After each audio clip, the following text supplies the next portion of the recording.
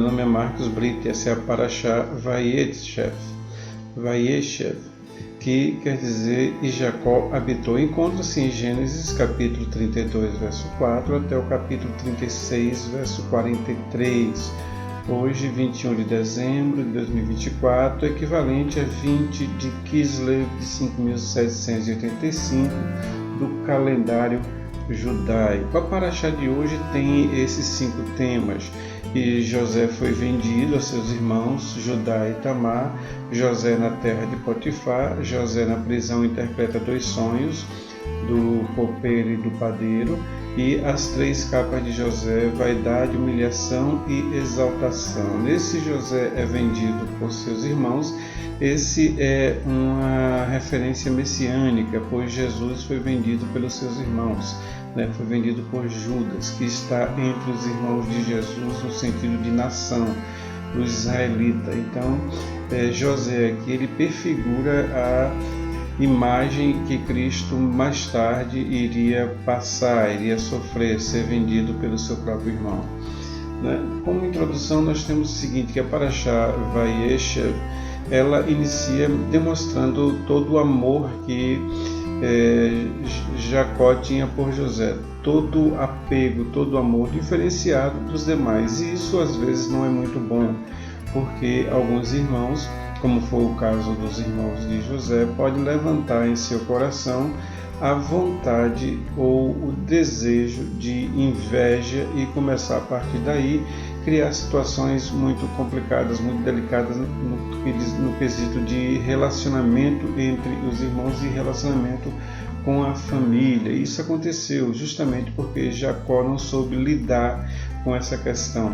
E por que Jacó usava ou amava mais a José do que os demais irmãos? Devido a ser ele o filho da sua velhice e também filho de Raquel, que era a sua amada preferida, a sua amada principal, apesar de que o casamento primeiro dele foi com Lia, e Lia foi aquela que foi enterrada com ele, com Jacó, em Macpela, onde os patriarcas estão enterrados. Está enterrado ali Abraão com Sara, Isaac com Rebeca e Jacó com Léa. A Raquel foi enterrada em Belém, e lá existe também uma gruta, uma construção, na verdade, onde o corpo de Raquel está ali enterrado. Mas Jacó tinha essa preferência por José em função de quem foi Raquel e também de ser José filho da sua velhice. Outra coisa também é que quando Jacó envia José para observar os irmãos, ele nem suspeita o que iria acontecer. Por esse motivo ele enviou. Se ele suspeitasse que os irmãos, porventura, pudessem ter alguma coisa no seu coração de mágoa, rancor, ciúme, ele certamente não iria mandar. Porque apesar dessa inveja, desse levante contra José a partir dos irmãos, sendo José o preferido de Jacó, talvez não fosse uma coisa muito clara a ponto de dizer assim, não vai chegar a esse ponto de matar ou de fazer alguma coisa contra ele, até porque são irmãos. Então José, sem saber das consequências desse ato dele de enviar José para vigiar os irmãos, que ele o fez.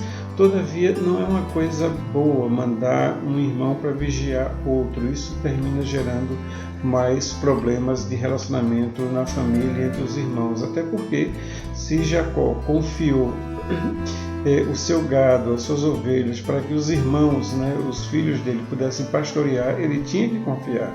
Então, esse para mim também não foi um ato sábio de Jacó. Então, a gente vê aí de Jacó. Então, a gente vê aí 2 momentos delicados. Um é dele ter uma preferência entre os irmãos, e outro é dele mandar o filho tão amado e vigiar os irmãos. Mas nós podemos também ter uma visão escatológica disso, ou ter uma visão messiânica disso, porque Deus enviou Jesus aqui para testificar de tudo que estava acontecendo, e ele foi morto. Deus sabia do que iria acontecer. Jacó não, mas o envio do filho tem a ver com esse paralelo entre o envio de José para ver os irmãos, seu comportamento, e o envio de Jesus ao mundo, não só para testificar, mas também para salvar o mundo. Então a gente encontra também aí um universo paralelo no que diz respeito à ação messiânica prevista aí na vida de José. Uma outra coisa também é que os irmãos de José, a fim de enganarem seu pai Jacó, para que esse não soubesse do pecado que eles haviam cometido, mataram um animal e mergulharam a túnica de José no sangue, a fim de que Jacó acreditasse que ele havia sido morto por um animal selvagem. Então, essa é um outro agravante muito sério no que diz respeito aos irmãos de José, aos filhos de Jacó, com Jacó e para com Deus, porque nesse momento ele quebrou um dos mandamentos, que é honra teu pai e tua mãe e irá bem. E eles não vão bem na vida por causa desses eventos que eles cometeram, inclusive esse aí de enganar, mentir. Eles criaram uma fábula tal que eles mataram um animal deles mesmos e pegou o sangue e espargiu sobre a túnica de José. Não temos, antigamente não tínhamos como saber se o sangue era de um animal ou se era um sangue humano. Hoje nós temos, mas antigamente não. Então o fato de ter sangue ali, dizer, os próprios filhos dizerem que ele foi devorado por um animal selvagem, isso fez com que Jacó cresce em uma mentira. E essa mentira durou o tempo que José foi vendido, ficou no Egito, se levantou como governador, o primeiro depois de Faraó, que era o mais importante depois de Faraó, e chamar seus irmãos de volta. Esse tempo foi o tempo de luto de Jacó. Então os irmãos ficaram mentindo para Jacó durante todo esse tempo em que José estava em sua peregrinação, em seu projeto de salvar a sua família, de reencontrar e também salvar os egípcios daquilo que iria acontecer. Então você pode imaginar a dor que foi para Jacó durante todo esse tempo, ver que o filho da sua esposa, da sua amada Raquel, que o filho da sua velhice, o filho da sua alegria tinha sido morto. Foram anos e anos e anos de luto. Os irmãos, os filhos de Jacó, os irmãos de José, sabendo disso tudo e foram incapazes de desmentir essa mentira, porque para ele era melhor manter a mentira, porque eles não iriam ter a revolta ou o dissabor de ver o pai em uma situação pior, mas também de puni-los pelo agravo que eles fizeram. Então preferiram manter essa mentira. Então a gente sabe que a mentira ela não vai longe. Ela dura 1 ano, 2 anos, mas um dia a fatura chega para a gente pagar. Então é melhor a gente caminhar por caminho certo. Isso não quer dizer que a gente não vai pecar, a gente vai pecar, mas se nós pecarmos não vai ser por uma intenção, não vai ser um pecado doloso, com vontade, pretexto de pecar. O apóstolo Paulo disse que, filhinhos, não pequeis, mas se pecarem, se porventura, por segundo deslize, não por intento de coração, mas se por um deslize, vocês pecarem, saiba que nós temos um advogado, ele é Cristo Jesus, que ele nos libertará do nosso pecado e nos reconciliará de novo com Deus. O outro ponto também, no quesito da introdução, é a narrativa da Paraxá é direcionada para já no Egito como escravo, que pelo mérito do seu trabalho e de sua fé em Deus torna-se encarregado dos negócios de Potifar. Potifar era um alto oficial da corte de Faraó, porém sua esposa não possuía uma vida moral à sua altura, pois ela tentou de todas as formas seduzir José, que resistiu a todas as tentativas. Então José chega na casa de Potifar como escravo, e como escravo, pelos seus méritos de trabalho, de esforço de sabedoria e dependência de Deus, ele então cresce dentre todos os escravos, e Potifar coloca ele como sobre todos os seus bens, sobre todas as verdades, sobre todos os seus escravos, sobre todas as suas posses, a ponto de Potifar não saber nem se tinha ou quanto tinha de farinha ou de mantimento na sua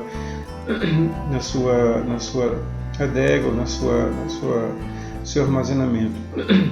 Potifar chegou a um ponto de confiança em José de tal forma que nem quanto ele tinha em suas finanças ele sabia.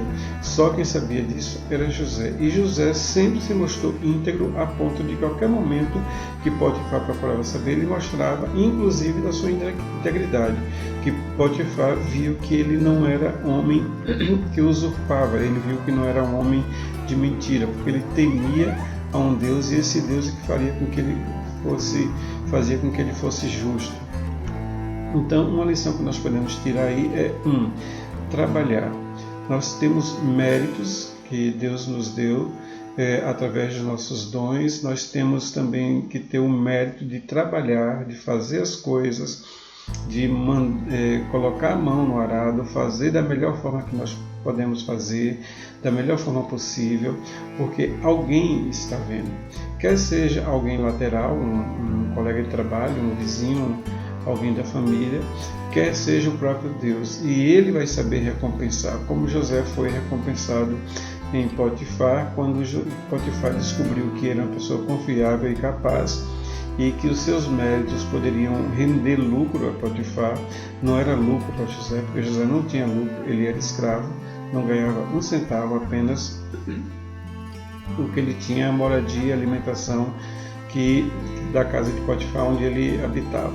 Então isso é muito importante no sentido de a gente ter uma habilidade e usar essa habilidade para que possamos então, com a graça de Deus, alcançar níveis e voos mais altos. Outro ponto também é que, ao sentir-se recusada, aí no caso a esposa de Potifar, que apesar de Potifar ser um homem correto, íntegro, um homem da segurança e da confiança do próprio faraó, a esposa não gozava dessas mesmas características, pelo contrário.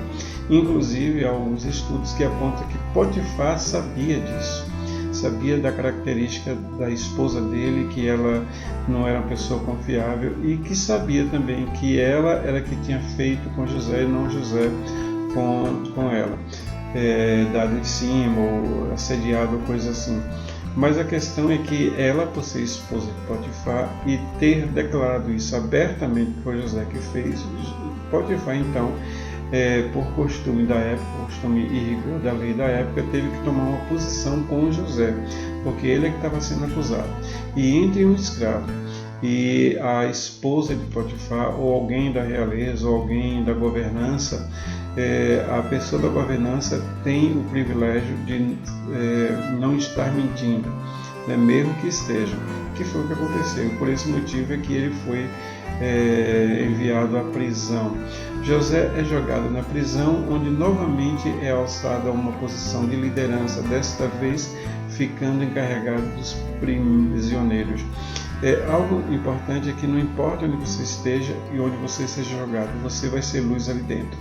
José foi luz como escravo de Potifar, e ali ele foi alçado a ser o primeiro e líder, e depois foi lançado em uma outra prisão, onde foi mais uma vez líder naquela prisão e cuidava de todos os prisioneiros.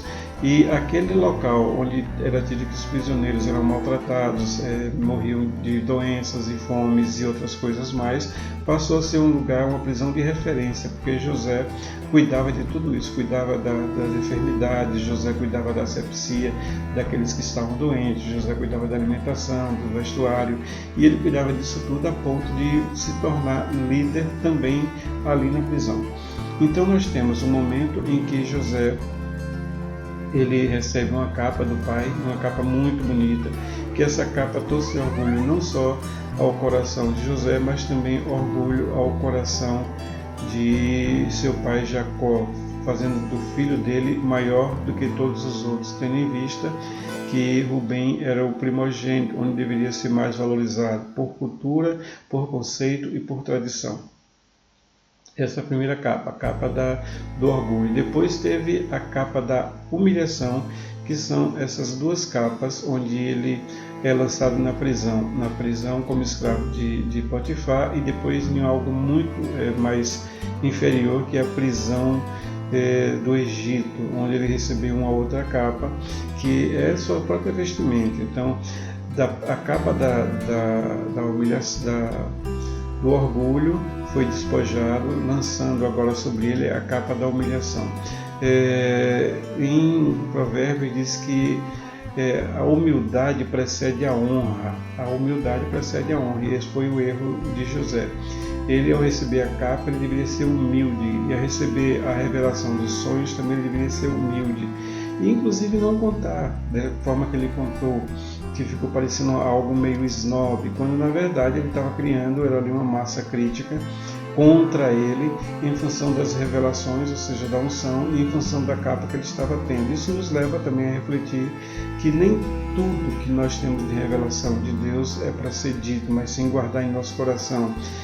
A gente vê isso inclusive na vida de Jacó, que quando José revela os sonhos a Jacó, ele fica um pouco temeroso, assustado, porque é um sonho de o próprio pai e a mãe iria se curvar a José, mas também diz que ele guardou no seu coração essa informação. A mesma coisa com Maria, a mãe de Jesus, onde ela via todas as coisas acontecendo, Jesus crescendo, chegando no templo aos 12 anos para fazer o Bar Mitzvah, que é onde a criança, aos 13 anos, menino, ele se passa a ser responsável em cumprir a lei.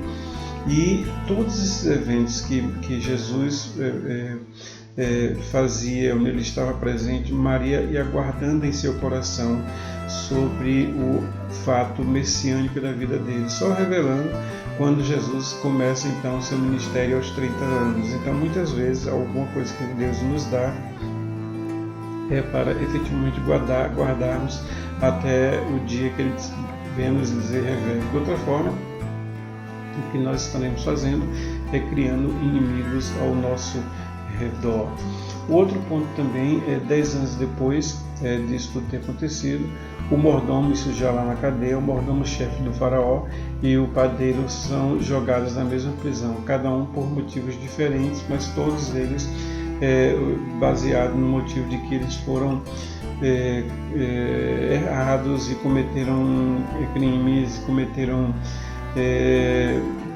erros diante do faraó, e por esse motivo eles foram lançados também na mesma prisão que José estava. Todavia, existia um que era culpado do seu crime e o outro não, era inocente. A culpa foi lançada em cima dele, mas ele não era culpado. Nós temos o padeiro, onde foi culpado do seu crime, era culpado, ele realmente cometeu, e o outro foi o copeiro do faraó, que não teve culpa do crime que ele cometeu, ele foi acusado indevidamente e foi lançado nessa prisão.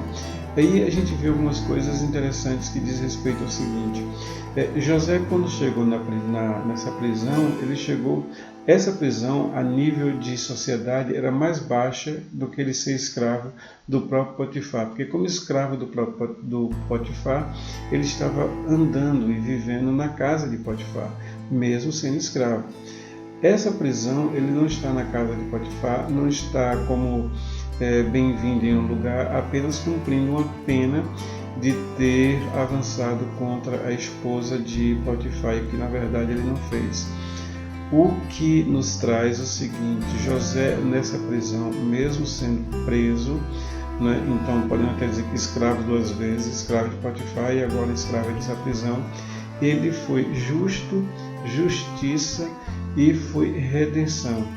Justo pelo seu comportamento diante de todos os presos, que agiu com igualdade, cuidando de todos os presos, com justiça, quando ele falou a respeito dos sonhos, o que significava, e dizendo que um iria ser morto e o outro voltaria à corte de Faraó, que era o copeiro, que inclusive o sonho diz a respeito disso, e foi redenção, porque ele redimiu aquele copeiro que estava ali. Então, a porção também conclui quando o mordomo retorna a seu antigo posto e o padeiro é executado exatamente como José havia predito.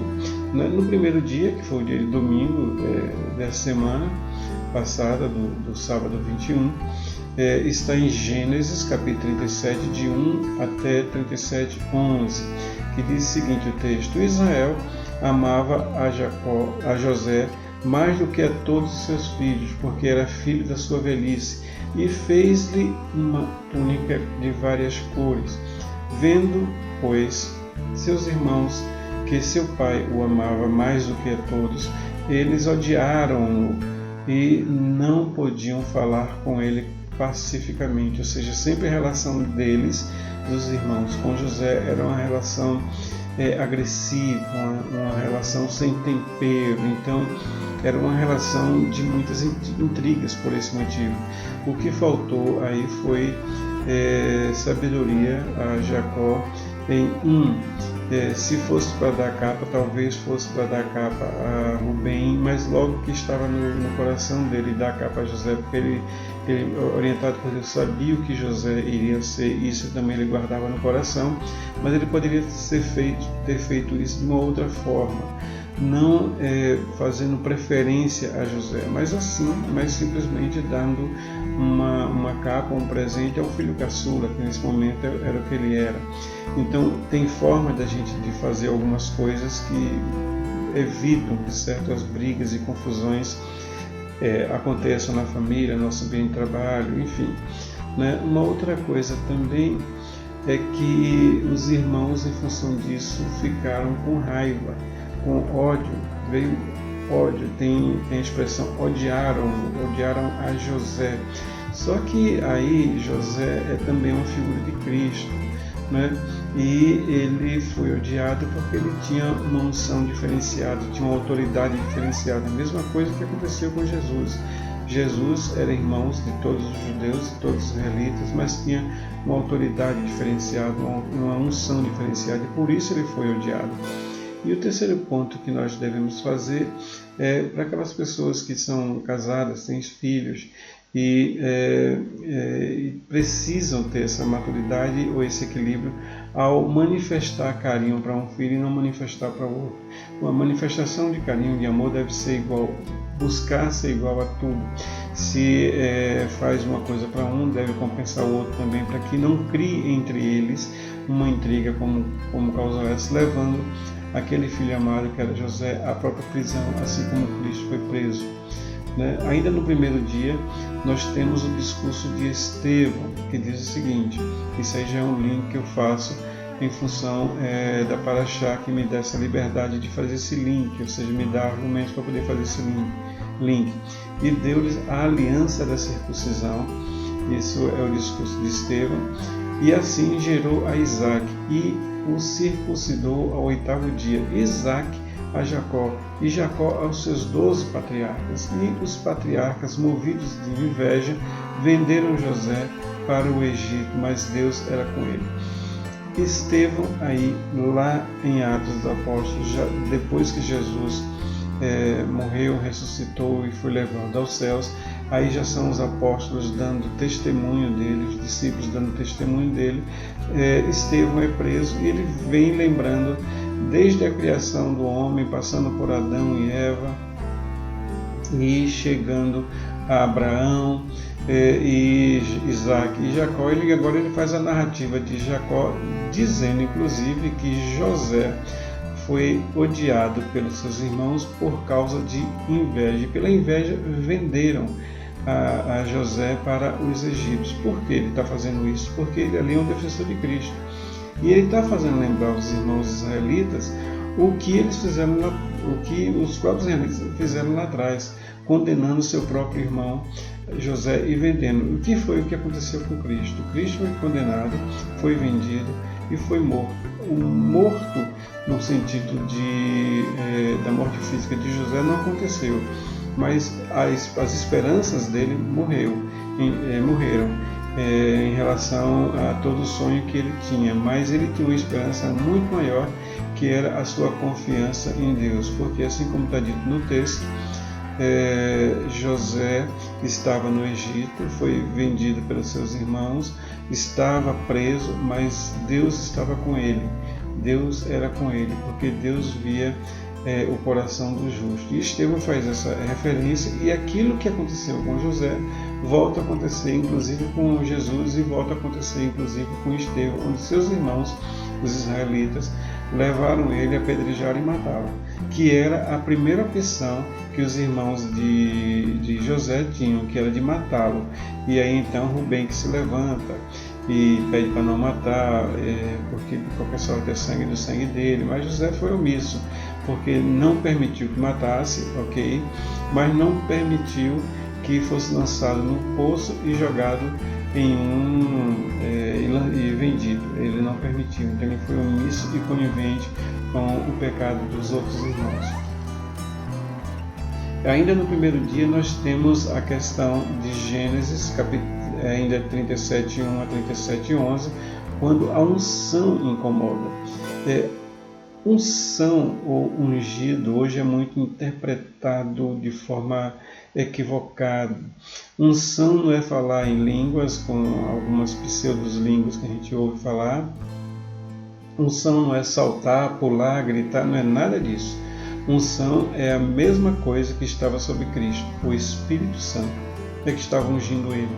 Então, essa unção do Espírito Santo não necessariamente requer esses dons. A gente não vê isso, por exemplo, nos apóstolos. Os apóstolos pulando, gritando, fazendo coisas que são feitas hoje, que a gente não consegue uma linha de contato, um ponto de contato, um parâmetro, um paralelo na Bíblia. Então, a unção não é oba-oba. A unção é a presença do Espírito Santo sobre a vida de uma pessoa. E a presença do Espírito Santo sobre a vida da pessoa, a única coisa que o Espírito Santo dá é controle. Por isso que José, apesar de todas as coisas, se manteve sob controle. É por isso que Jesus, apesar de todas as coisas, se manteve sob controle. É por isso que todos os discípulos e os apóstolos de Jesus, apesar de todas ações contrárias, se mantiveram sob controle. Por quê? Porque o Espírito Santo é que nos dá esse controle. Estevão teve um nível de unção tal que, sendo apedrejado, ele pede a mesma coisa que Cristo pediu, que não fosse imputado esse mal aos seus irmãos israelitas, e que Deus não punisse-os por esse motivo. Se você for olhar, a mesma oração que Jesus fez no Calvário: Pai, perdoa-lhes porque eles não sabem o que fazem, e não lhe imputes esse mal. Só que Estevão não estava no Calvário. Só quem estava no Calvário quando Jesus morreu era João, Maria Madalena e uma outra Maria. Eles tinham 3 mulheres e um homem somente, que era João. Os demais fugiram com receio de serem também presos e mortos. Mas Estevão não estava lá, mas ele soube disso através da revelação do Espírito Santo. E por esse motivo é que Estevão teve também o controle e a unção do Espírito Santo. E o texto em Gênesis 37:5 diz o seguinte: teve José um sonho que contou a seus irmãos, por isso o odiaram ainda mais. Então, primeiro ponto, a unção revelou o que iria acontecer. A unção revelou através do sonho o que iria acontecer. Iria acontecer que os irmãos iriam se curvar a José, como fizeram, a gente vai ver isso mais tarde, e que os próprios pais iriam estar debaixo da soberania de José, da unção de José, como realmente tiveram, mesmo sendo pais. Mas José, mesmo assim, ele não se colocou superior aos seus pais, mas sabendo que ele tinha a missão de guardá-los, como realmente aconteceu. A segunda coisa é que a unção revelou como iriam ser salvos. Eles iriam ser salvos através de José. E a terceira coisa é que a unção levanta ódio. Quando você é ungido, a mesma coisa que você tem contra você é o ódio que começa a levantar no coração daqueles que não são ungidos e gostariam de ser. Então a gente vê esses 3 pontos como A unção incomoda, a unção verdadeira incomoda. Ela incomoda a ponto de levar uma pessoa à cruz. Ela incomoda a ponto de apedrejar alguém como apedrejou Estevão. Ela incomoda a ponto de jogar uma pessoa em um tacho de óleo fervendo, como fizeram com João. Ela incomoda a ponto de guilhotinar, decapitar uma pessoa, como fizeram com o apóstolo Paulo e como fizeram com tantos outros discípulos e apóstolos. Isso tudo por causa da unção que estava sobre ele. Paulo, quando passava, a sombra dele curava. Então a gente vê o quanto a unção incomoda, mesmo sendo uma coisa boa, mas aqueles que não têm a unção, eles têm ou se levantam como pessoas de ódio. Ainda no primeiro dia, aí a gente vê a mecânica do sonho e da reação. O que é você ter um sonho e revelar, e qual a reação que essa revelação traz na vida das pessoas? O sonho de José, o primeiro, diz o seguinte, Gênesis 37, capítulo, verso 7. Eis que estávamos atando molhos no meio do campo, e eis que o meu molho, ou seja, o molho de José, se levantava e também ficava em pé. E eis que os vossos molhos dos irmãos o rodeavam, ou seja, colocando José no centro, e se inclinavam ao molho de José, ou seja, dizendo que os irmãos, mesmo sendo mais velhos que José sendo aí o filho caçula, mesmo Rubem estando ali, que era primogênito, que era o único que talvez pudesse dizer isso, por protocolo, não disse, mas José foi que disse, porque José teve a revelação, dizendo que os irmãos iriam se curvar a ele. A diferença entre um profeta verdadeiro e um falso é que aquilo que o profeta verdadeiro fala se cumpre, como se cumpriu isso que José falou. Aquilo que o profeta verdadeiro falso fala não se cumpre, como muitos que estamos até hoje aí nas televisões e tudo que é mídia, falaram em coisas que nunca se cumpriram e nem vão se cumprir porque são falsos profetas. Então a mecânica é o ter o sonho e em seguida ter a reação. No verso 8 diz o seguinte: então lhe disseram seus irmãos, tu, pois, deveras reinarás sobre nós? Tu deveras terás domínio sobre nós? Por isso ainda mais os odiaram os seus sonhos e por suas palavras, que eles não odiaram apenas José pela sua veste, pela sua túnica, que era muito bonita, a ponto de atrair inveja dele, mas também pelos sonhos que José tinha, que talvez não fosse então um momento em que José devesse revelar, ou apenas seria algo que José deveria guardar para em um futuro momento revelar da melhor forma possível. E a única reação que eles têm quando recebem a visão, o sonho de José, é tirar a unção dele, arrancar a capa, que termina acontecendo em versículos mais à frente. Mas para cada sonho revelado há uma reação. Nem todos vão gostar dos sonhos que Jesus nos dá, nem todos vão gostar dos planos que Jesus nos dá, e por isso vão tentar arrancá-lo, por inveja, por maldade, porque eles também queriam e não conseguem ter, porque eles também queriam e não conseguem ter uma vida de obediência à palavra de Deus e por isso não conseguem alcançar os seus sonhos, seja qual, independente do motivo.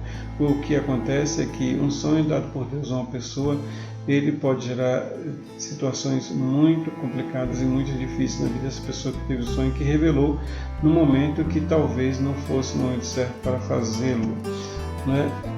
O segundo sonho, a mecânica do sonho, diz o seguinte: e teve José outro sonho, e contou a seus irmãos, e disse: eis que tive ainda outro sonho, e eis que o sol e a lua e 11 estrelas se inclinavam para mim. Ora, as 11 estrelas estão para os 11 molhos de trigo, que são os irmãos que se inclinavam para ele. E o sol e a lua está para o pai e a mãe dele. Então José diz que todos, nem só os irmãos, mas o pai e a mãe também se inclinarão, ou se inclinariam para ele, reconhecendo, não se humilhando, que seriam humilhados a esse ponto, não, mas reconhecendo que a unção e a direção de Deus para a continuidade de Israel, que são os filhos de Jacó, que ele foi mudado o nome por Israel, que nós vemos nas paraxás anterior, nas paraxós anteriores, e que ele queria dar continuidade à tribo de Israel, né, à família de Jacó. E eles estão dizendo sobre isso: olha, o que vai acontecer é que mais tarde vocês vão me reconhecer como pessoa que Deus escolheu para salvar o nosso próprio povo, né? E temos também nessa mecânica do sonho a reação: e contando o seu pai e sua mãe e irmãos, repreendeu seu pai. Jacó repreendeu José, como disse assim: não faça isso, não conte assim, porque eu sou seu pai e não vou me curvar a você. Na verdade, é você que tem que se curvar a mim. Talvez essa tivesse sido a repreensão que Jacó deu a José. Aí, que sonho é esse? Como se fosse uma loucura que tiveste, como se fosse algo assim, um delírio, né? Não caberia ele como mais jovem, ter os irmãos que são mais velhos dobrados diante dele, muito menos seu pai e sua mãe dobrados sobre ela. Porventura viremos, eu e tua mãe e teus irmãos, a inclinar-nos perante ti em terra? Nesse momento tinha-se o sonho, mas ninguém tinha revelação daquilo que iria acontecer.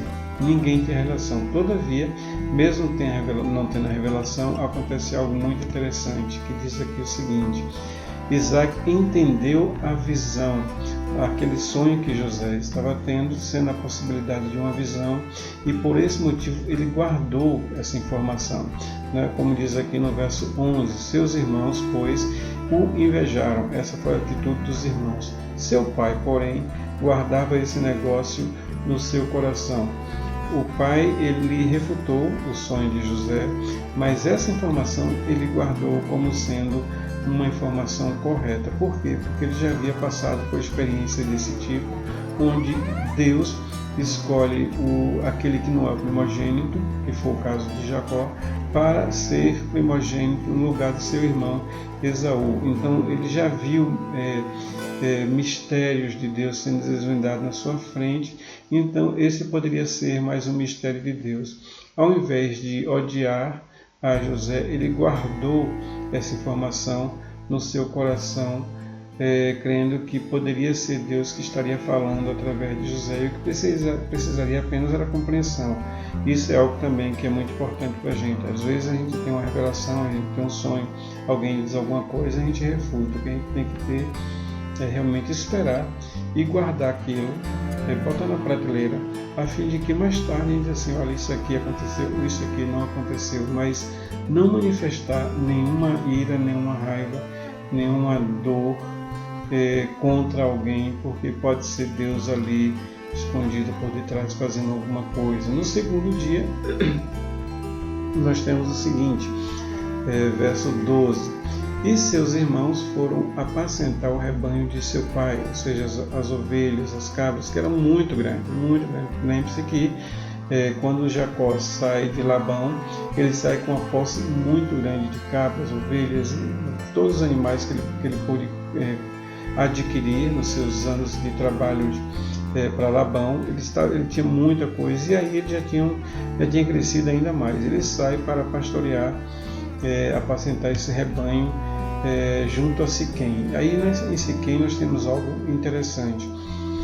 Em Siquém eu tenho um monte chamado Gerizim, que é bênção, e tem outro monte chamado Ebal, que é maldição. Ou seja, o caminho do meio é o caminho de Siquém, onde dá a seguinte conotação: eu tenho de um lado a bênção e tenho do outro lado a maldição. Eu tenho de um lado Gerizim e do outro lado Ebal. Que mistério é esse aqui? Ou seja, que código está aqui colocado? O povo vinha por Siquém, então aqui está o povo. De um lado tem a bênção e de um lado tem a maldição. Então me reporto nesse momento à criação, quando Deus diz para Adão e Eva que lá existiam duas árvores, a árvore da vida e a árvore do conhecimento do bem e do mal. A árvore da vida seria o Monte Gerizim, e a árvore do conhecimento do bem e do mal seria o Monte Ebal, o Monte da Maldição.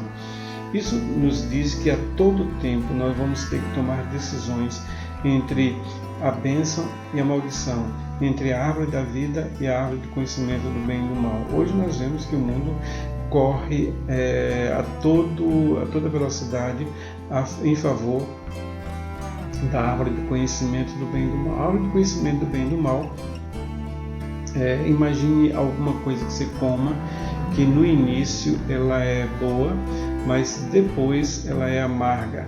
Ela tem um gosto e uma beleza muito, muito formosa, mas à medida que você vai comendo, ela vai ficando amarga e vai travando. Então, esse é o conhecimento do bem e do mal, o conhecimento que pode levar ao mal, ou seja, um conhecimento quando for descoberto a questão atômica, onde Einstein estava envolvido e outros cientistas, eles descobriram a questão atômica, a física atômica, para que pudesse liberar energia, para que pudesse facilitar a vida das pessoas. No entanto, com essa teoria atômica inventada, foi também agarrada aqui o mal, que era a construção da própria bomba atômica, onde eles mesmos disseram que se arrependeram em ter construído o conceito atômico.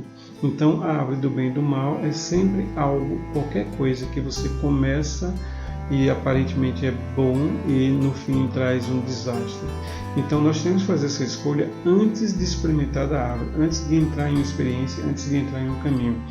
E aqui era o tempo deles escolherem. Os irmãos de José tinham que escolher aí entre fazer alguma coisa contra José ou fazer alguma coisa a favor de José e a favor deles mesmos.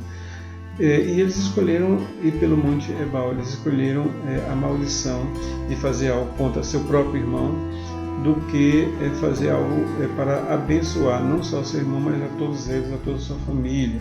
Eles preferiram a maldição ao escolher trair, prender e vender o próprio irmão.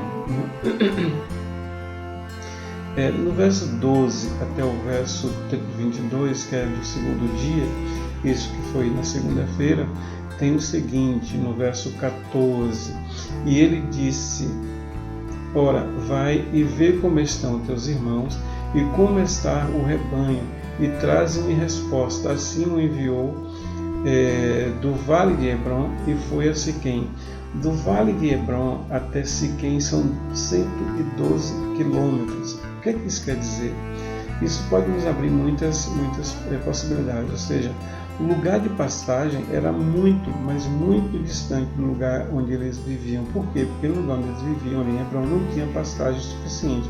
Então eles tinham que andar 112 quilômetros para poder chegar até o local de pastagem, o que daria 2 a 3 dias, ou até mais, a depender do caminhar ou do passo que o gado iria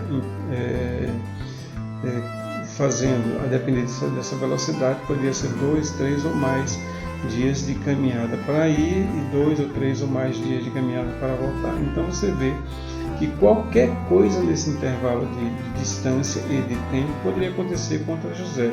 Esse é um outro momento de não sabedoria de Jacó, enviar o seu filho caçula a percorrer um caminho desse de 112 quilômetros, não sabendo exatamente onde é que os filhos estavam, mas sabia que estavam bastante distantes, onde teria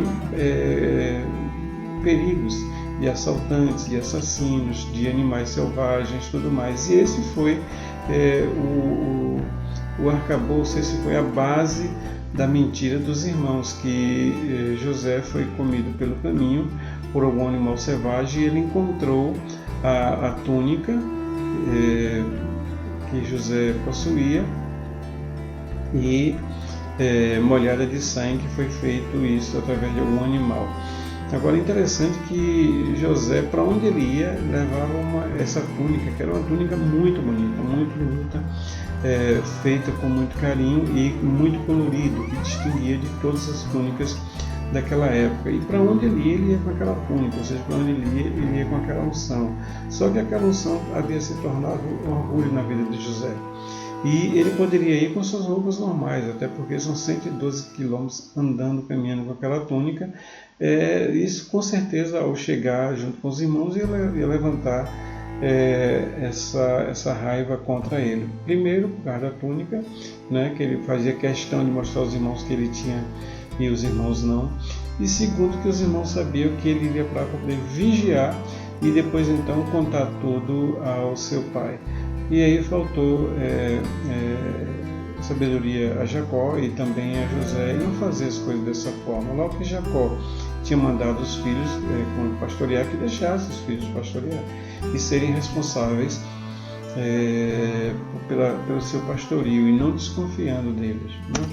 Também temos o seguinte, de 15 a 16, e achou José um homem, porque eis que andava errante pelo caminho, ou seja, José não sabia nem para que direção efetivamente ia, porque não sabia, era 112 quilômetros, mas em qual direção?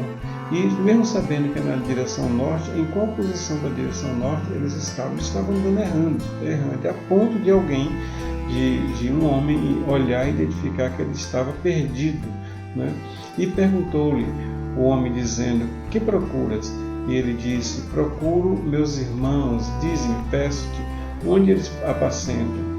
Então José, totalmente perdido, desnorteado, se ele está caminhando ali 112 quilômetros, sabendo que é distante, ele levou mantimentos, levou comida, levou água, isso é peso. Ainda em cima disso, uma túnica que também é pesada. Isso só era peso diante dele para a caminhada de um trabalho que provavelmente não deveria ser feito, que esse vigiar, né? Tem que se confiar quando se delega alguma coisa, tem que se confiar. E José foi encontrado assim, perdido. Esse perdido a nível mundo físico também quer dizer perdido a nível espiritual, porque ele estava embebecido com o orgulho da capa, embebecido também com a questão do pai gostar mais dele do que dos irmãos, né? Ainda tem aqui no verso 20 o seguinte, vinde pois agora e matemo-lo e lancemo-lo numa dessas covas e diremos, uma fera o comeu e veremos que será dos seus sonhos. Então o que eles queriam era exterminar de vez a unção que estava em José, manifestada através dos sonhos que ele tinha. Então veja o quanto um sonho e uma unção traz ódio às pessoas que não estão na mesma visão. Os irmãos não estavam na mesma visão que o José. José tinha um sonho, tinha unção, mas os irmãos não estavam na mesma visão. Então por isso é que eles desejavam matar, jogar o corpo em um poço e dizer ao pai que uma fera havia comido. O que a gente percebe é que nesse momento do planejamento já está embutido aí a ação ou a realização do plano. Ou seja, o pecado já estava no planejar. O que é que isso quer dizer? Isso nos remete ao que Jesus fala, que só em pensar já cometemos pecado. Não é necessário exatamente a gente cometer o pecado, mas só em pensar já cometemos pecado.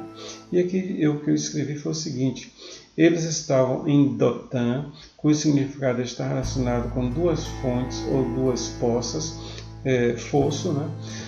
Em uma das quais José foi lançado. Isso é interessante, é que José foi lançado em um poço onde não tinha água. Para que se ele jogasse num poço que tivesse água, ele iria morrer. Então ele foi lançado num poço que não tinha água. Só que um poço no deserto que não tem água, o que tem são escorpiões e serpentes.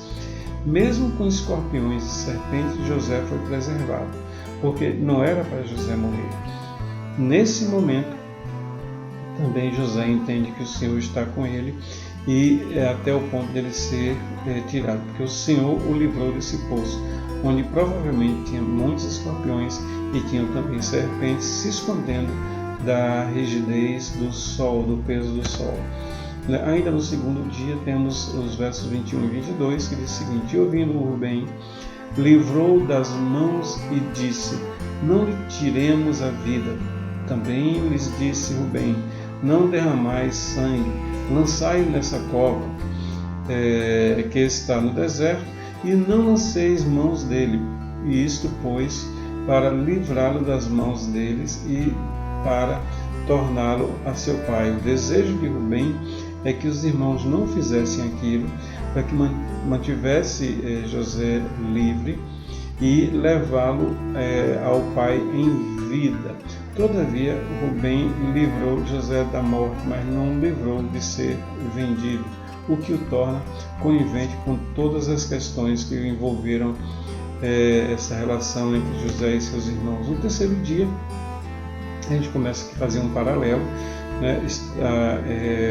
Em Gênesis 37, 24, diz: e tomaram-no e lançaram na cova, porém a cova estava vazia, como eu acabei de falar, não havia água nela. Por esse motivo, se logo não havia água, então havia animais ali, alguns bichos e insetos que são nocivos à vida, como cobras e escorpiões, se preservando do sol, porque ali naquele buraco havia sombra. E ele foi lançado ali. Mas também temos isso aqui em Mateus 26, 57. E os que prenderam a Jesus o conduziam à casa do sumo sacerdote Caifás, onde os escribas e os anciãos estavam reunidos. Então os escribas e os anciãos estavam reunidos na casa de Caifás, e Jesus, quando foi preso em Getsemane, ele foi conduzido à casa de Caifás.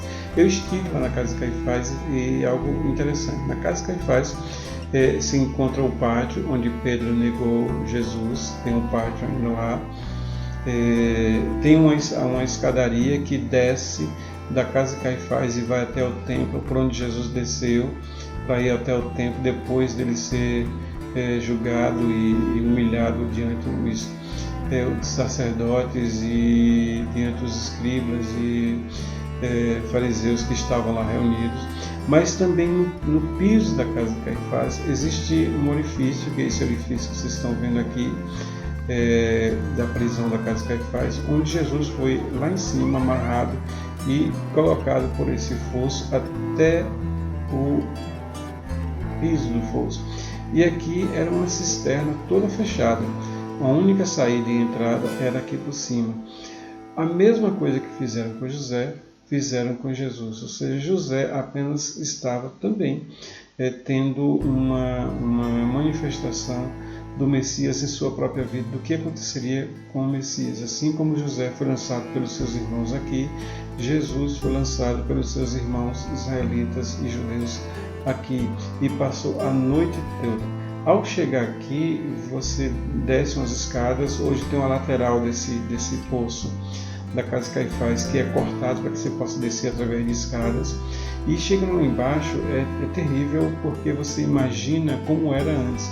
Um local escuro, provavelmente úmido, e provavelmente tinha também insetos como escorpiões aqui dentro, porque é um lugar umedecido e calor, como um habitat que escorpiões e seres assim gostam e vivem.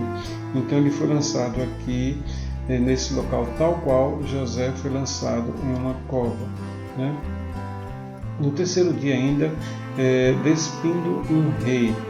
E aconteceu que, chegando José a seus irmãos, tiraram de José a sua túnica, a túnica de várias cores que trazia, e tomaram-no e lançaram-no na cova. Porém, a cova estava vazia, não havia água nela, como nós falamos. Então, José não apenas foi lançado na cova, mas também a túnica dele foi retirada, ou seja, a autoridade foi retirada dele pelos irmãos.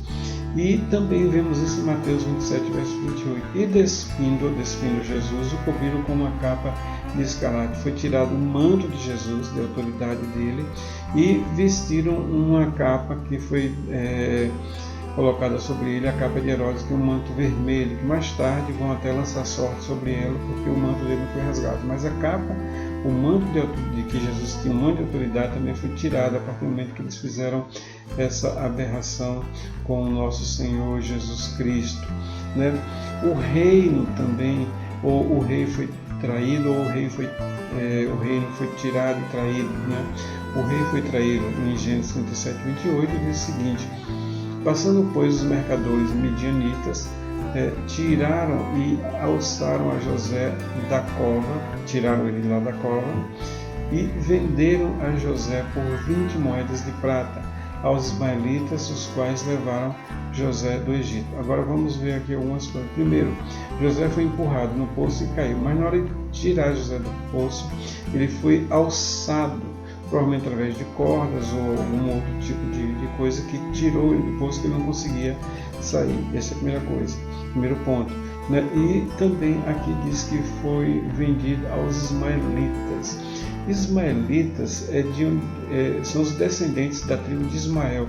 Ismael é filho de Abraão, que é irmão de Isaac. De Isaac vem Jacó.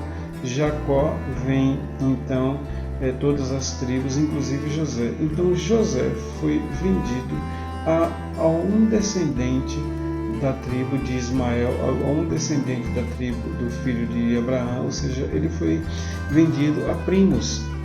Primos compraram eles, ou seja, primeiro os judeus venderam para os ismaelitas e os ismaelitas vão vender ele para o Egito. Foi vendido para primos, porque ismaelita vem do grupo de Ismael. A mesma coisa, e foram feitos por 20 moedas de prata. E disse: que me queres dar? Isso é Judas. E eu vos entregarei. Ou seja, Judas está dizendo o seguinte: o que é que vocês querem me dar? Vão me dar para eu entregar Jesus? E eles prometem 30 moedas de prata. Prata é uma referência de redenção. Então a prata, como essa moeda, essa referência de redenção, ela nos diz a respeito do que iria ser feito. As moedas de prata, significando a redenção para Jesus, é que nós seríamos redimidos pelo sacrifício de Jesus.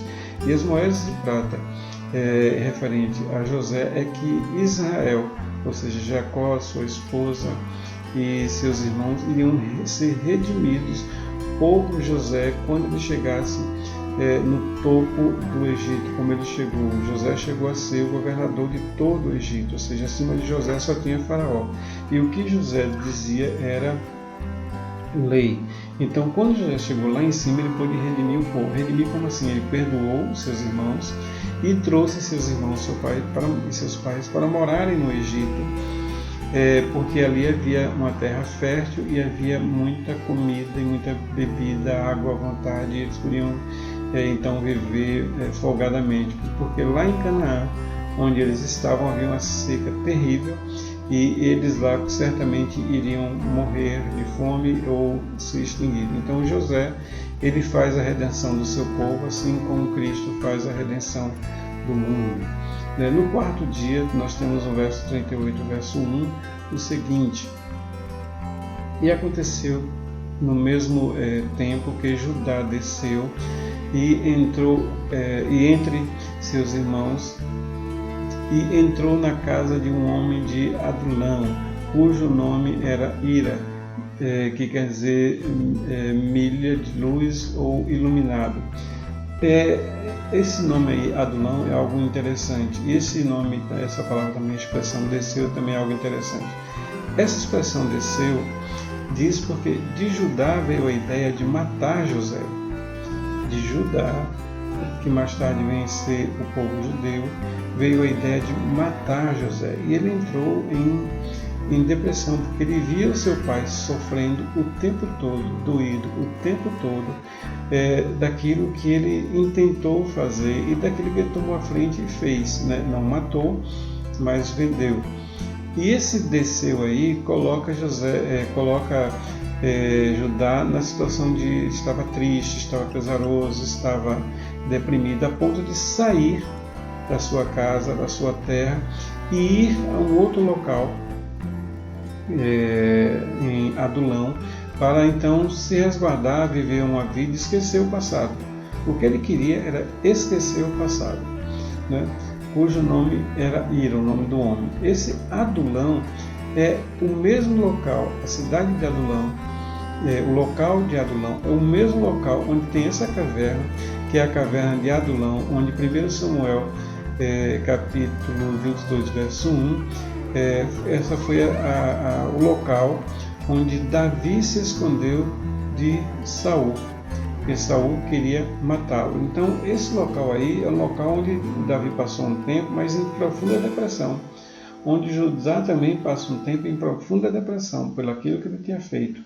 Davi, por outros motivos, porque o rei Saul, movido de inveja, volta a inveja, porque ele viu que Davi é que tinha unção, motivo da inveja, ele se esconde, Davi foge, se esconde para não ser morto.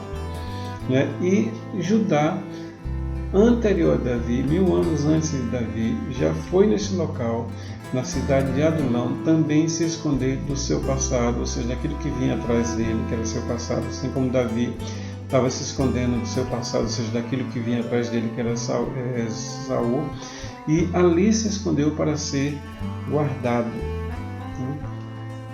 No quinto dia, nós temos o seguinte: e José foi levado ao Egito, e Potifar, oficial de Faraó, capitão da guarda, homem do Egito, o homem egípcio, comprou da mão dos ismaelitas o que tinha levado lá. Então, José ele é levado ao Egito por seu primo, que comprou ele. José, nesse momento, era uma mercadoria. Era uma mercadoria como qualquer mercadoria. Quer seja na mão dos seus irmãos, né, de Israel, capitaneado por Judá, quer seja aí na mão de um ismaelita, que era seu primo, mas apenas uma mera mercadoria. José, então, foi vendido pelos seus irmãos israelitas para um comerciante ismaelita da tribo de Ismael. Agora foi vendido pelos ismaelitas para um egípcio, ou seja, ele foi moeda mesmo de venda, ele foi objeto de venda, ele foi vendido como escravo, desprezado das duas linhagens de Abraão, quer seja da linhagem de Ismael, de onde eles são ismaelitas, quer seja da linhagem de Israel, porque Jacó é que gera Israel. Então, nessas duas linhagens, ele foi colocado para fora, utilizado como ponto de objeto de venda, de negociação. Isso deveria estar pesando muito no coração e na mente de José. Mas uma coisa importante é que, mesmo sendo vendido pelas suas famílias, quer seja por parte de pai, quer seja por parte de pai e de mãe, ele não perdeu sua fé em Deus, sabendo que de alguma forma José vai ter o êxito, e essa história vai ter uma reviravolta. No quinto dia ainda, no verso 2 e 4 do verso 39, diz o seguinte: e o Senhor estava com José, e foi homem próspero. José foi homem próspero. Veja que os irmãos tudo fizeram e não conseguiram a prosperidade, a ponto de ficarem sem comida, sem bebida, sem pasto para os seus animais, para nada, porque a seca foi muito ferrenha. Então, o que os irmãos fizeram contra José não surtiu efeito, porque José prosperou mesmo assim. José era próspero, muito, muito, muito, muito mais do que seus irmãos que fizeram aquele intento contra ele. Então, não vamos nos preocupar quando alguém tentar contra a gente, porque de alguma forma Deus nos levará a caminhos de prosperidade, não somente prosperidade física, mas também espiritual, de ter a sua presença, que mais importa do que ter as suas bênçãos. E estavam na casa de seu senhor, ou seja, de Potifar, o senhor egípcio, vendo, pois, o seu senhor, que o Senhor, ou seja, que Deus estava com José, e tudo que fazia o Senhor prosperava em sua mão. José achou graça em seus olhos, nos olhos de Potifar, e serviu. E ele o pôs sobre a sua casa e entregou à sua mão tudo o que tinha. Olhando assim, a gente chega a uma conclusão: tem que ser coisa de Deus. Por quê? Porque um senhor de escravos não entrega tudo que tem na mão de um escravo, porque escravo é escravo. Escravo não é tido como alguém, uma pessoa, alguém que se é contratado. É um escravo, não tem utilidade nenhuma. E José tinha algumas coisas interessantes, que apesar de ser escravo, ele sabia ler e escrever, tinha a direção de Deus para saber organizar as coisas, e isso foi o que chamou a atenção dos olhos de Potifar, porque tudo que chegava às mãos de José, ele efetivamente fazia prosperar. E isso fez com que Potifar entregasse toda a sua casa, todas as suas contas. É como se entregasse a senha do banco, a senha de tudo, toda a sua casa, todas as chaves na mão de uma pessoa e diz assim: olha, eu não vou me preocupar com nada, é você que vai fazer tudo. Não vou contar meu saldo, não vou contar meu dinheiro, não vou contar minha riqueza, não vou contar quantas peças de ouro eu tenho, não vou contar nada. É você que vai cuidar de tudo. E simplesmente viver a vida que ele tinha no sentido de representatividade diante do faraó. Ele não precisava mais cuidar da gestão do seu lar. Não vos deixarei órfãos, é o que diz João 14, 18. Porque nesse momento, para Jacó, o filho dele havia morrido. Nesse momento, na cabeça de José, nada poderia ser feito pelo pai dele, porque o pai dele não sabia nem onde é que ele estava. Então, José estava se sentindo órfão. Então, nesse sentido e nesse sentimento, tem duas características de pessoas que Deus nunca vai abandonar. A primeira, os órfãos, e a segunda, as viúvas. Tanto é que no Novo Testamento, esses dois grupos de pessoas é tratado com carinho. O apóstolo Paulo fala do carinho que se tem por esses dois grupos de pessoas. Se temos que ter um ministério de ajuda, devemos priorizar esses dois grupos de pessoas, né, de viúvas e de órfãos. E a questão da viúva é tal que, quando Jesus estava no templo, ele estava sentado em algum local onde o gasofilácio, ou seja, o local onde as pessoas colocavam a oferta, era visto, dava-se para ver.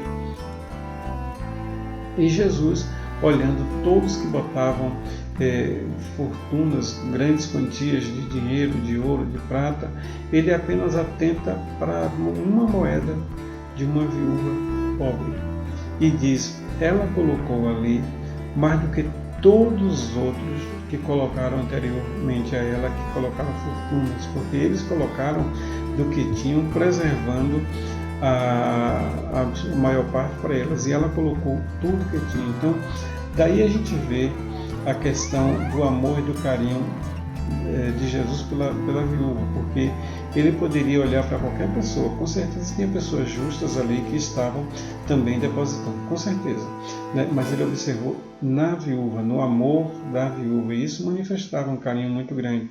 Então, por ser naquele momento eu estar sem referência de família, José é como um órfão, e Deus cuidou dele como sendo um órfão. No sexto dia, diz o seguinte, no capítulo 39, verso 9: ninguém há maior do que eu nesta casa, e nenhuma coisa me vedou.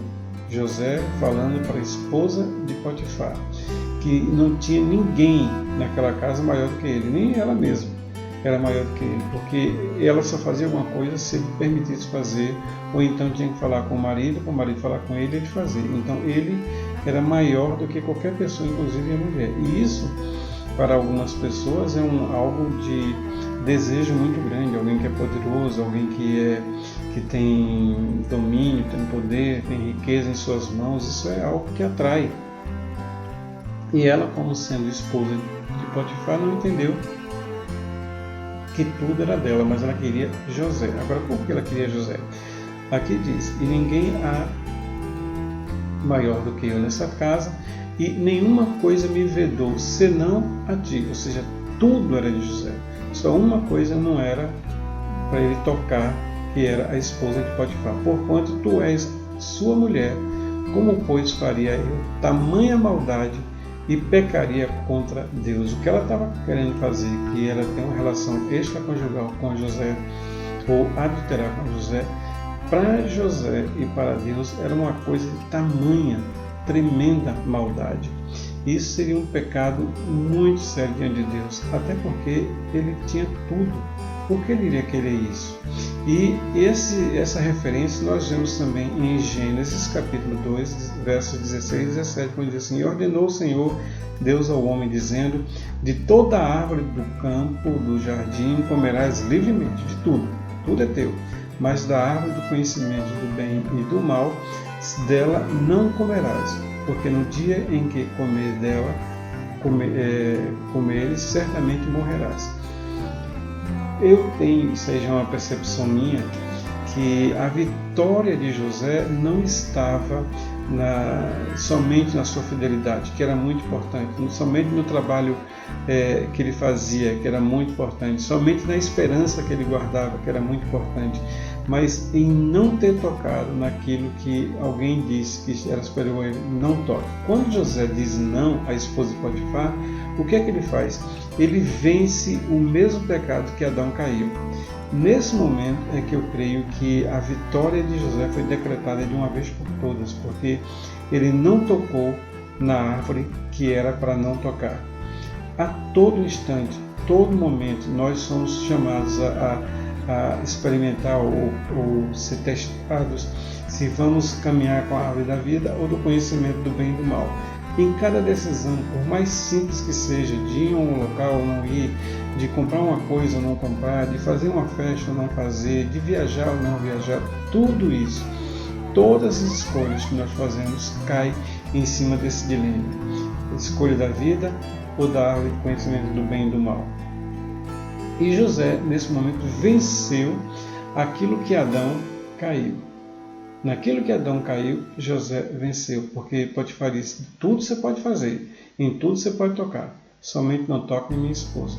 E Deus disse para o homem, em tudo você pode fazer, toda árvore você pode comer, mas dessa aqui você não toca. E foi justamente naquele que ele tocou. Temos também, nesse sentido, algo interessante a observar, que é o não comer da árvore da vida não necessariamente é um fruto como maçã, como pera, como qualquer outro. Não, às vezes geralmente é uma decisão, porque não foi um fruto que foi comido, mas foi a desobediência de tocar naquilo que não é tocado. Vamos para frente. Ainda no sexto dia, Gênesis 39, 7 até 39, 23, nós temos aqui de 22 a 23 o seguinte: e o carcereiro Mor entregou na mão de José todos os seus presos que estavam na casa do cárcere, e ele ordenava tudo o que se fazia ali. E o carcereiro Mor não teve cuidado de nenhuma coisa que estava na mão dele, porquanto o Senhor estava com José, e tudo que ele fazia, o Senhor fazia prosperar. O carcereiro Mor teve a mesma conduta que Potifar teve. Potifar teve a conduta de deixar tudo na mão de José, a ponto de ele não saber o que é que acontecia, o que é que fazia, ele só sabia os resultados, que cada vez mais ele crescia, cada vez mais ele prosperava, cada vez mais ele tinha posses. E o carcereiro fez a mesma coisa, sabendo que José tinha essa unção e era protegido por Deus, guardado por Deus e obediente a Deus. Esse é o princípio, de tudo, ser obediente a Deus e guardar as suas leis, os seus mandamentos. O próprio Jesus disse, aquele que tem os meus mandamentos, e quando se fala mandamentos, se diz das leis do Antigo Testamento, e os guarda. Este é o que me ama, e aquele que me ama será amado meu Pai, e eu também o amarei e me manifestarei a ele. E se manifestar aí é uma palavra que quer dizer aparecer visivelmente, ou seja, aquele que tem os meus mandamentos e o guarda, eu aparecerei visivelmente a ele. Mas como assim aparecer visivelmente? Jesus disse que vai voltar. E só aqueles que estão em Cristo verão Jesus. Essas pessoas serão arrebatadas. Aqueles que vão ver Jesus visivelmente são as pessoas que guardaram seus mandamentos, cumpriram as suas leis, se preservaram de toda maldade. E então, no dia da volta de Jesus, eles verão. Ele se aparecerá, se manifestará visivelmente a todos aqueles que vão ser arrebatados. O carcereiro Mor agiu exatamente como Potifar. E isso também é algo muito forte a favor de José. Por quê? Porque José cuidava de tudo com Potifar. E Potifar colocou ele preso porque ele tinha agido de forma errada. E o carcereiro agora faz a mesma coisa, se coloca tudo na mão. Isso indica que José não fez o que ele fez, porque senão ele seria reincidente do mesmo crime que ele cometeu. Muito embora ele não tenha cometido, mas foi acusado de cometer esse crime. No sétimo dia temos o seguinte: Gênesis 40, versos de 1 a 3. E aconteceu depois dessas coisas que o copeiro do rei do Egito e o seu padeiro ofenderam o seu senhor, ou seja, o Egito, né, a Faraó, o rei do Egito. E indignou-se Faraó muito contra os seus dois oficiais, contra o padeiro e contra o copeiro. O padeiro morre e o copeiro morre. E entregou-os à prisão na casa do capitão da guarda, na casa do cárcere, no mesmo lugar onde José estava. Então Deus usa José lá na prisão para agir com justiça, sendo ele justo, agir com justiça e redenção para com esses dois. Porque esses dois podiam ir para qualquer prisão, mas foi para a prisão onde José estava. E por que ele foi para a prisão onde José estava? Porque das prisões que existiam, essa era a mais ordenada, a mais de maior valor, porque existia uma ordenação, uma organização ali. Então passou a ser uma prisão bastante vista e bem vista pelo faraó. Então mandou eles para lá, porque sabendo que eles seriam ali, ficariam presos e restritos nas celas, né, por ele na prisão. E chegando lá, José, como justo, foi usado por Deus para agir com justiça, ou seja, um dos dois ali não era culpado, né? Um dos dois não era culpado, então ele teria que ser redimido. E é isso que José faz.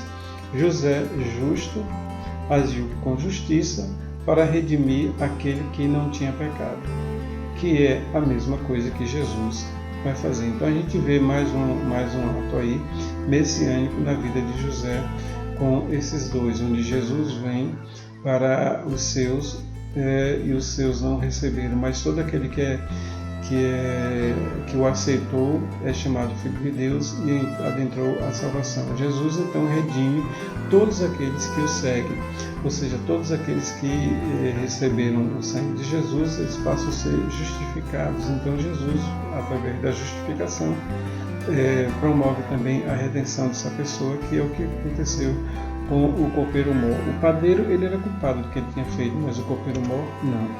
E no Mafiti, que está no capítulo 20, verso 20 a 23, diz o seguinte: aconteceu ao término do terceiro dia, o dia do nascimento de Faraó, ou seja, um dia de festa, que fez um banquete a todos os seus servos, e levantou a cabeça do copeiro e a cabeça do padeiro no meio dos seus servos, e fez tomar o copeiro mor o seu ofício, ou seja, restaurou ao copeiro mor o seu ofício, porque ele viu que o copeiro mor não era culpado. Então o copeiro mor voltou a servir o faraó em sua taça,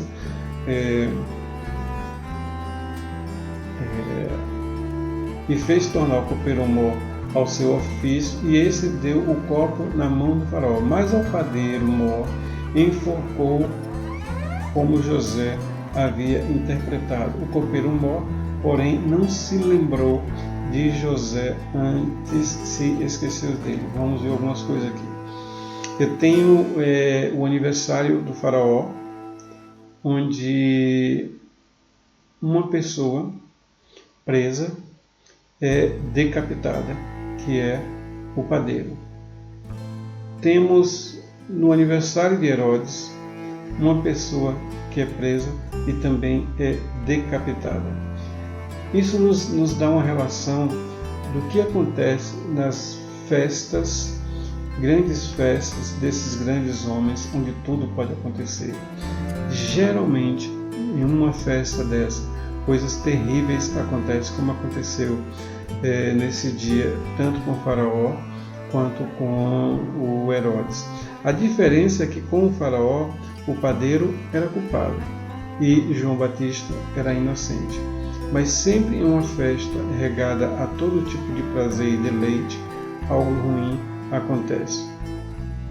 E já o copeiro, ele teve também a sua função diante do faraó restituída. Todavia, ele esqueceu de ser grato, porque uma das coisas que José fala é para ele não esquecer de José quando ele chegar a ter a estar na frente de Faraó.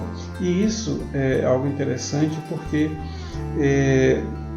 José disse que, a partir do sonho que eles tiveram, que em 3 dias esse sonho ia se cumprir. E em 3 dias o sonho se cumpriu. Os 2 foram levados à presença de Faraó. Um foi decapitado, foi o padeiro, como José havia dito, e outro foi o copeiro mor, que iria ser restituído nas suas funções, como José havia dito aos 3 dias. E, acontecendo isso, o copeiro mor se esqueceu de José, se esqueceu. Isso manifesta ingratidão. Mas toda ingratidão tem um tempo, e a gente vai ver isso na próxima paraxá. Arrafitará, que é a inserção que nós fazemos de um estudo que não é da Torá, ou seja, que não é dos 5 livros de Moisés, Gênesis, Êxodo, Números, Deuteronômio e Levítico, não é desses 5 livros. Então, um livro a mais, ou seja, um profeta, um salmo, um livro histórico como Reis, é colocado para a gente fazer também um pensamento em função dessa paraxá. E o pensamento em função dessa paraxá está em Amós, capítulo 2, verso 6, até o capítulo 3, verso 8. Esse é o dever de casa. E para a próxima paraxá nós temos a Miquetes, que vai de amanhã, domingo, no caso hoje, dia 15, domingo, até o próximo sábado, com suas mafiti e com a sua haftará. Então, esses são os textos dia a dia que você vai ler no domingo, na segunda, na terça, na quarta, na quinta, na sexta, no sábado. E no sábado estaremos aqui com mais uma paraxá, para que nós possamos estudar um pouco mais sobre a vontade de Deus e cumprir esse mandamento que é a leitura da Torá. Shavua Tov, que quer dizer boa semana, até a próxima semana, querendo Deus. Shalom.